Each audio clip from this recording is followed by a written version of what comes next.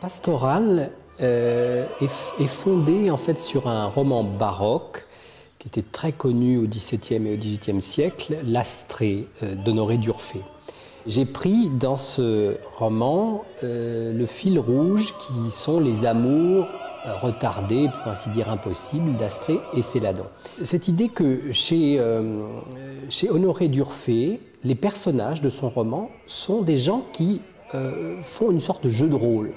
Ce sont des bergers et des bergères, mais qui sont de faux bergers et de fausses bergères. Donc ce qui m'a intéressé dans cette histoire, c'est de voir que le jeu de rôle est une chose qui existait à cette époque et qui existe maintenant encore très fort.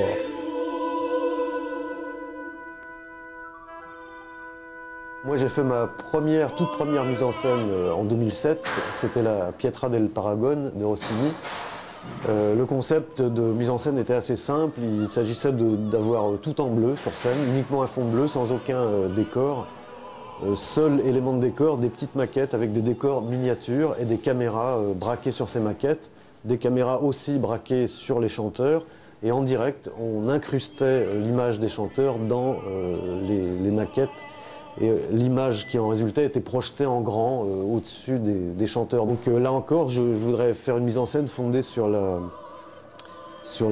fabrication d'images en direct, en faisant intervenir en particulier deux petits caméramens un peu Buster Keaton qui, en parallèle de l'histoire qui est racontée par le livret, viendraient sans arrêt bricoler sur scène pour créer les images qui serviraient de décor de fond à l'opéra. Dans Pastoral, il est question du bonheur, du paradis. Hein. Tous ces gens qui vont faire une expérience hors du réel, c'est comme un embarquement pour Cythère, et ils vont essayer de découvrir ce que serait une vie heureuse. L'idée aussi, là, c'est alors que dans la première mise en scène, il y avait un système d'écran qui était assez figé et assez limité, c'est de travailler sur une mise en immersion des chanteurs en ayant parfois des très grandes images à différentes profondeurs du plateau pour que les chanteurs soient complètement immergés à certains moments dans un univers d'images.